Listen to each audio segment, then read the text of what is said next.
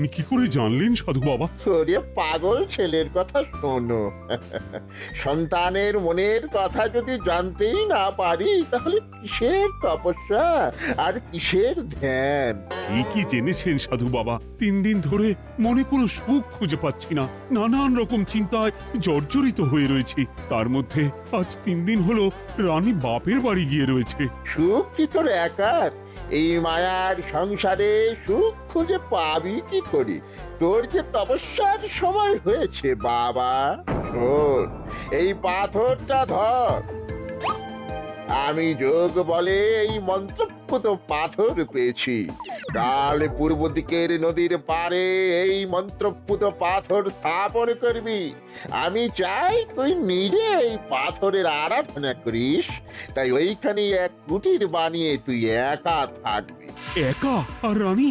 সংসারে দুঃখ ছাড়া আর কিছুই নেই। তোর আসলে সুখ লুকিয়ে আছে ওই মন্ত্রপুত পাথরে। এই পাথর তোর মনে সুখ ফিরিয়ে আনবে আর এই গোটা রাজ্যে শান্তি বজায় রাখবে। ঠিক আছে বাবা।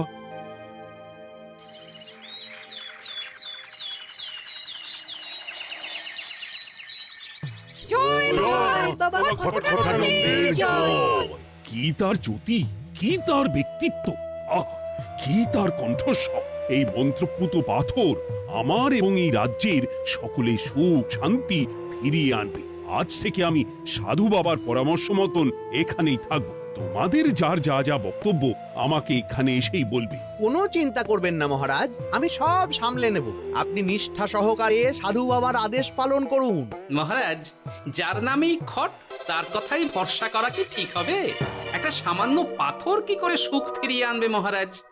বিষয়টা কি খটখটানন্দের মতন খটকার নয়? এটা মোটেই সামান্য পাথর নয় গোপাল, এটা মন্ত্রপুত পাথর। আর এসব হচ্ছে বিশ্বাসের ব্যাপার। শুধু তোমার মতন ভাঁড় দিয়ে কি আর রাজ্য চলে? রাজ্য চালাতে গেলে ভক্তি, শ্রদ্ধা, আশীর্বাদও দরকার হয়। ঠিকই, শাস্ত্রে বলে বিশ্বাসে মিলায় বস্তু তর্কে বহুদূর। কিন্তু মহারাজ, রাজ্যটাও তো চালাতে হবে। আপনি এখানে থাকলে এই রাজ্যের কি হবে মহারাজ?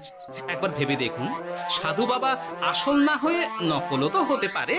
দেখো গোপাল, তোমার যদি মনে বিশ্বাস না থাকে তাহলে আমি বলবো তুমি আর এখানে এসো না। তবে সাধু বাবার নামে কোনো বাজে মন্তব্য আমি শুনবো না। আমি চাই না আমার এই অবিশ্বাসের কারণে আমার রাজ্যের কোনো ক্ষতি হোক। আর আমি এই রাজ্যের মন্ত্রী, আমি থাকতে তোমাকে রাজ্য নিয়ে বেশি ভাবতে হবে না। তুমি এখন যাও তো গোপাল, যাও। মহারাজকে আর বিরক্ত করো না। পাল না থাকলে এ রাজ্যের কিছুই এসে যাবে না। আমরা থাকতে নাকি ভাঁড় চালাবে রাজ্য? আচ্ছা, ঠিক আছে, দেখা যাক। তাহলে আসি মহারাজ। হ্যাঁ হ্যাঁ, এসো এসো।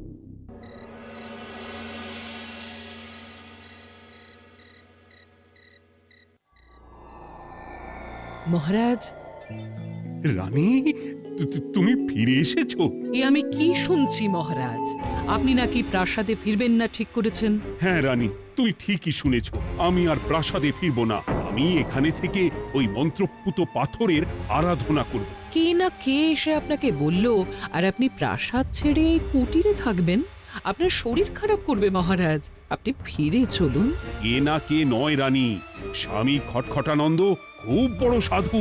উনি যোগ বলে আমার দুঃখের কথা জানতে পেরে সেই হিমালয় থেকে ছুটে এসেছেন আমাকে ওই পাথর দিতে।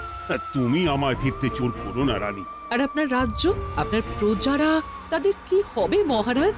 সে নিয়ে তুমি ভেবো না রানী, আমি এখানে বসেই মন্ত্রীকে দিয়ে সবটা সামলে নেব। তাহলে আমিও আপনার সাথে এখানে থাকবো। আপনাকে ছাড়া আমি প্রাসাদে ফিরবো না।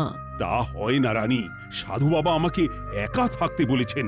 এসব ধ্যান যোগ আরাধনা একা করতে হয়। গোপাল সবটা জানে মহারাজ। আহ, আমার সামনে ওর নাম করবে না রানী। গোপালের কত বড় সাহস তুমি ভাবো একবার। ও বলে সাধু বাবা ভণ্ডও হতে পারে। আমার তখন ইচ্ছা করছিল ওর মাথার যে কটা চুল আছে সেটাও ছিঁড়ে নিতে। না না, আমি আর গোপালের মুখ দেখতে চাই না। আপনি উত্তেজিত হবেন না মহারাজ, আপনি বিশ্রাম করুন, আমি আবার কাল আসবো।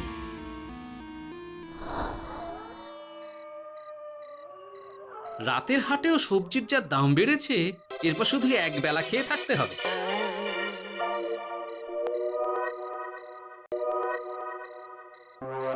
কি হে ভোলা, বাড়ি না গিয়ে এখানে বসে আছো কেন? দুঃখের কথা কি আর বলবো তোমায় গোপাল দাদা। বলোই না, শুনে দেখি। সামনে বর্ষা আসছে, বাড়ির ছাদটাও মেরামত না করলেই নয়। কিন্তু আমার কাছে তো এখন এত টাকা নেই, তাই ওই গিন্নির সাথে পরামর্শ করে গেলাম মহারাজের কাছে সাহায্য চাইতে। থামলে কেন, পুরোটা বলো। কি আর বলবো গোপাল দাদা, মহারাজের উত্তর শুনে আমি তো অবাক। সবই তো বুঝলাম ভোলা, কিন্তু আমার যে কিছুই করার নেই। সাধু বাবা বলেছেন আজ থেকেই রাজ্যের সব সুখ দুঃখের দায়িত্ব ওই মন্ত্রপুত পাথরে। তুমি চিন্তা করো না, এক কাজ করো, তোমার সমস্যার কথা গিয়ে ওই মন্ত্রপুত পাথরের কাছে জানাও। আর তোমরাও আজ থেকে তোমাদের যা চাওয়া পাওয়া আছে সব গিয়ে ওই পাথরকে জানাবে। যা করার পাথরই করবেন। একবার যদি ওই সাধুকে হাতের কাছে পাই না, তাহলে ওই পাথর দিয়েই বেটার মাথা ফাটাব। কিছু বললে গোপাল দাদা? না, কিছু বলিনি। যাও, তুমি বাড়ি যাও, চিন্তা করো না, দেখি কি করা যায়।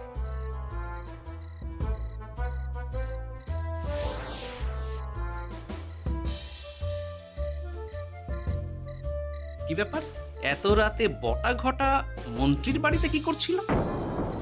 কি বটা ঘটা, আজকে মন্ত্রী মশাইয়ের বাড়ি খাওয়া দাওয়া ছিল? খাওয়া ছাড়া কি অন্য কিছু আসে না তোমার মাথায়? চ চ চ, আমাদের অনেক কাজ আছে, চ। আরে এত তাড়া কিসের? বাবা, বটা ঘটার এত কি গুরুত্বপূর্ণ কাজ যে একেবারে ছুটে পালালো? না, ব্যাপারটা তো সুবিধের ঠেকছে না।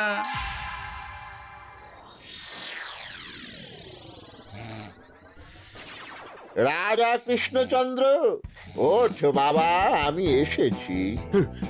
সাধু বাবা, আপনি এসেছেন? কেমন আছিস বাবা? ভালো আছি বাবা, তবে মনে এখনো পুরোপুরি সুখ খুঁজে পাইনি। সুখ কি তোর একার? কি করে সুখ পাবি বাবা? এখনো তো তুই তোর সব আসক্তি থেকে মুক্ত হতে পারিসনি। আর কি কি করতে হবে আমায় বলে দিন বাবা। একটা কাজ বলবো, করতে পারবি? বলুন বাবা, আপনি যা বলবেন আমি তাই করব। এই রাজপাট তুই ছেড়ে দে, এসব থেকে নিজেকে মুক্ত করে তুই তোর সাধনায় মন দে, দেখবি তার ফল তুই পাবি। কিন্তু তাহলে রাজ্যের কি হবে? কে দেখবে সাধু বাবা? কেন, তোর মন্ত্রী? ওর থেকে ভালো লোক তুই আর পাবি না। ওই হচ্ছে তোর আসল শুভাকাঙ্ক্ষী, আমি যোগ বলে জানতে পেরেছি। আচ্ছা, তাই হবে। আর আর ওই গোপালটাকে যদি পারেন একটু সাহায্য করবেন বাবা। ওই তুচ্ছ গোপালকে নিয়ে তুই চিন্তিত হোস না, ওরে বুড়ি মন্ত্রী মশাই ফাটাবে। তুই যা, ঘুমো।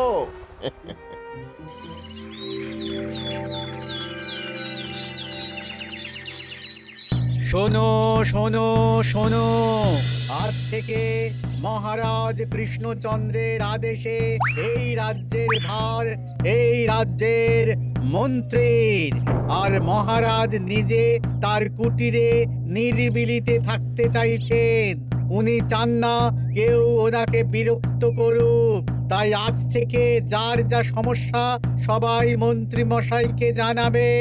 মন্ত্রী মশাই যাকে যা বলবেন তাকে তাই শুনতে হবে। শোনো শোনো শোনো। না, মহারাজকে থামাতেই হবে, না হলে বড় বিপদ হয়ে যাবে। যাই।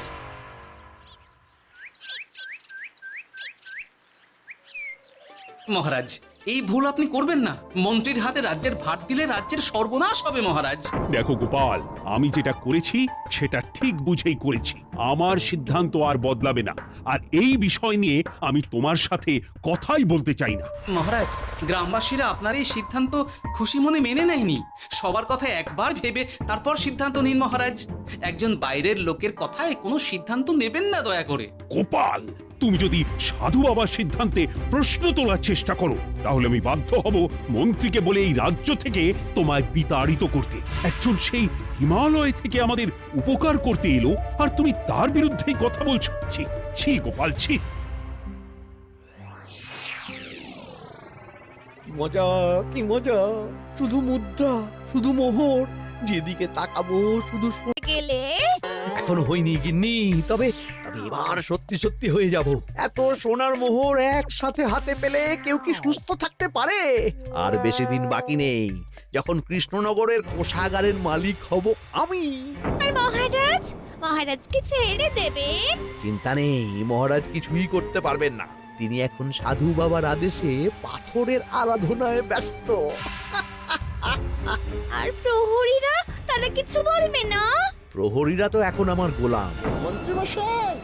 মন্ত্রীমশাই আমরা এসেছি। ওই তো ওরা চলে এসেছে। ওরা কি করবে? ওরাই তো কোষাগার লুট করতে আমায় সাহায্য করবে। রাজ কোষাগার হবে শুধু আমার আমার আমার।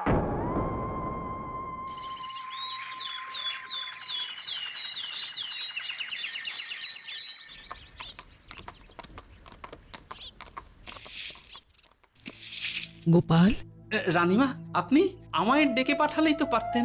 রাজ্যটার যে কি হবে গোপাল? মহারাজের উদাসীনতায় মন্ত্রী তো সব লুটে পুটে একাকার করে ছাড়বে। তুমি কিছু একটা করো গোপাল।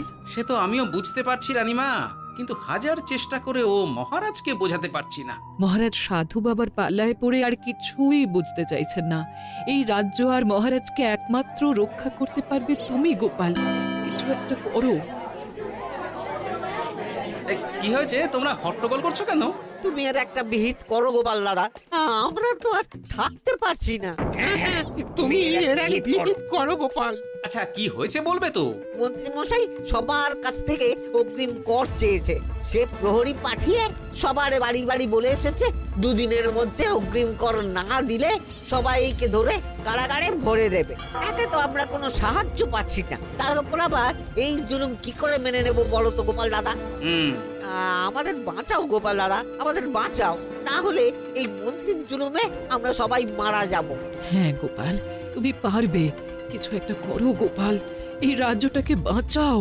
না, আর নয়, এবার এর একটা বিহিত করতেই হবে। শোনো, তোমরা সব নিজের নিজের বাড়ি যাও, আমি দেখছি কি করা যায়। মন্ত্রী দুদিনের মধ্যে কর চাইছে কেন? ওর আসল উদ্দেশ্য কি? না, বিষয়টার খোঁজ নিতে হচ্ছে। পুটি, এই পুটি। গোপাল দাদু, তুমি? শোন, একটা কাজ আছে বুঝলি, বটা ঘটার উপর নজর রাখতে হবে। পারবি তো? হ্যাঁ দাদু, এটা আর কি এমন কাজ? এই তোর হাতে ওটা কি রে? ও এটা পুতুল, বাবা এনে দিয়েছে। পাথরটা খুব চেনা চেনা লাগছে, কোথায় যেন দেখেছি। কোথায়? রে, সাধু বাবার দেওয়া পাথর। আর এটা একই পাথর মনে হচ্ছে। এই তোর বাবা এটা কোথায় পেয়েছে রে? তা তো জানি না, তবে শুনেছি পাশের গ্রামে। বাহ, পাথরগুলো দেখতে তো খুব সুন্দর। এই সব পাথর তোমার? আজ্ঞে হ্যাঁ, আমি এই পাথরের মূর্তি বানাই। এই পাথর কি তুমি বিক্রি করো? না না, শুধু পাথর তো বিক্রি করি না। এটা কি? ও ওটা ওটা আমি আমার সব পাথরের একটা চিহ্ন দিয়ে রাখি। এতে বোঝা যায় যে এই পাথরের মূর্তি আমার তৈরি। বাহ, চমৎকার কাজ করেছো। তোমাকে যে কি বলে ধন্যবাদ দেব তুমি জানো না। কৃষ্ণনগরের কত বড় উপকার তুমি করলে। গোপাল দাদু, ও গোপাল দাদু, গোপাল দাদু, গোপাল দাদু। কি ব্যাপার, এত সকাল সকাল? ভালো খবর এনেছিস মনে হচ্ছে। শুধু ভালো নয় দাদু, একেবারে গরম খবর। দাদু, রহস্য আমরা ফাঁস করে ফেলেছি দাদু। বলিস কি রে? শুনি শুনি। কাল রাতে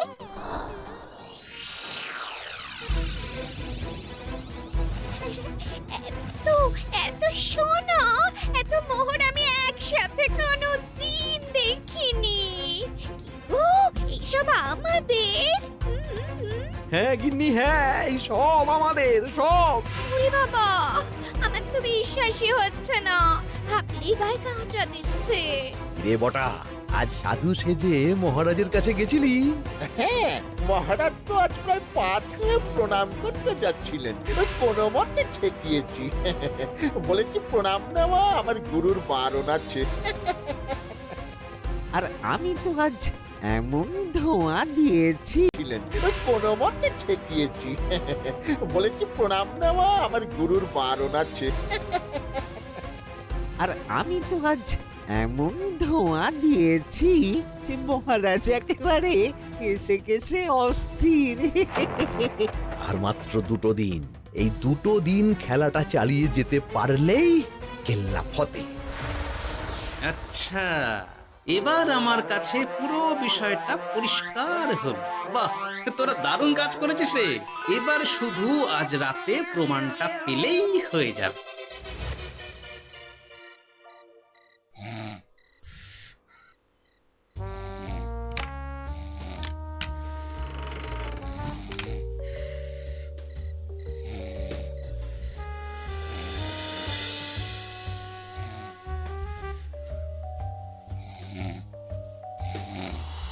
এই তো একে একে 2 মিলে যাচ্ছে। বাবা বাবা বাবা, এবার খেলা জমবে।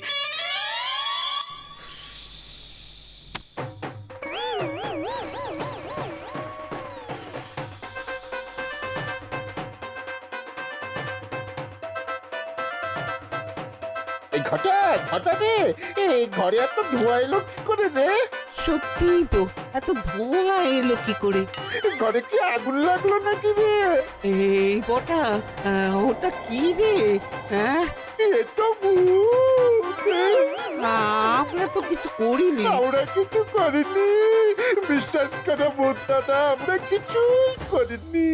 তোরা আমাদের পূর্বপুরুষের প্রস্তর খণ্ড নিয়ে এসেছিস। তোদের এত বড় সাহস, আজ আমরা তোদের ঘাড় মটকাবো।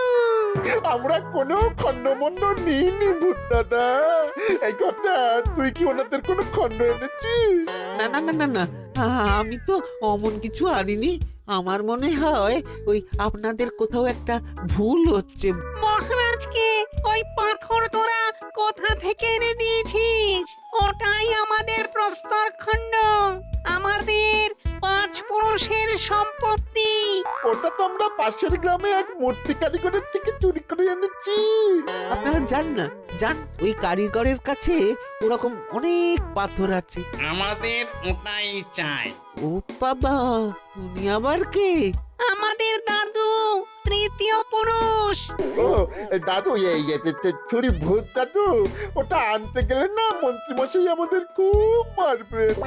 খা, ওদের মুন্ডু চিবিয়ে খা। না না, ওরকম করবেন না দাদু ভূত, তাতে আমাদের খুব লাগবে। তাহলে বল, মন্ত্রীর আসল উদ্দেশ্য কি?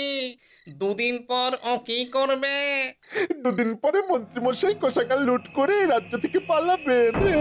এবার এবার আমাদের ছেড়ে দিন দাদু ভূত। তোদের ছাড়তে পারি একটাই শর্তে। বলুন বলুন।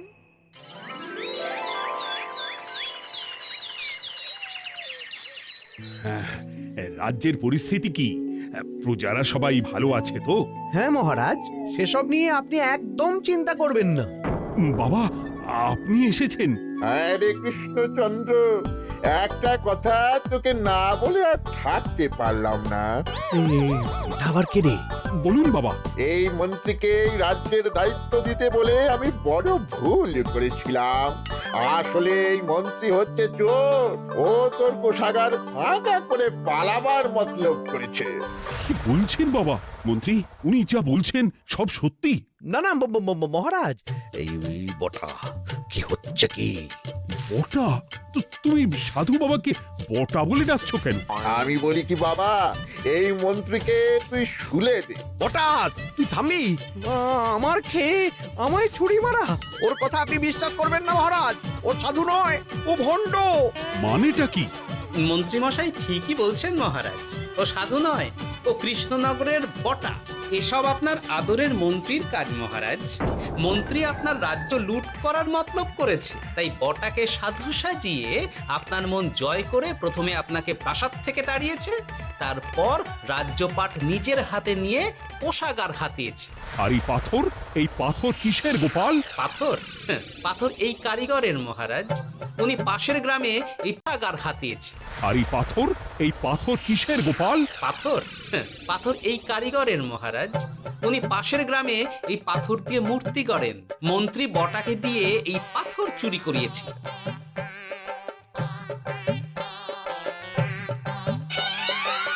ওই পাথর আমার মহারাজ। আমি তোমায় ছাড়বো না মন্ত্রী। তোমায় আমি শুলে দেব। প্রহরী, প্রহরী! কেউ আসবে না মহারাজ। প্রহরীরা এখন আমার কথা ছাড়া আর কারুর কথা শুনবে না। আমি এখন আপনাদের সামনে দিয়ে আপনার কোষাগার নিয়ে চলে যাব, আর আপনারা শুধু দাঁড়িয়ে দাঁড়িয়ে দেখবেন। ওই রে ন্যাপলা পুঁটি গুলটে, মন্ত্রীকে বেঁধে ফেল। এত সোজা নয় গোপাল, দেখবে? প্রহরী, প্রহরী! চেঁচান চেঁচান, আরো জোরে চেঁচান, কিন্তু ফল হবে না। আপনার প্রহরীরা সব গ্রামবাসীর হাতে বন্দী। আমায় ছেড়ে দিন মহারাজ, আমার ভুল হয়ে গেছে। এমন ভুল আমি আর করবো না মহারাজ, আমায় ছেড়ে দিন। ছেড়ে দেব? তোমার ব্যবস্থা আমি করছি। কিন্তু গোপাল, আমার মনের সুখের কি হবে? আমি কি আর সুখী হতে পারবো না? কেন পারবেন না মহারাজ? রাজার আসল সুখ তো তার প্রজার সুখে। একদম ঠিক কথা বলেছে গোপাল। প্রজার সুখেই রাজার সুখ। ঠিক গোপাল,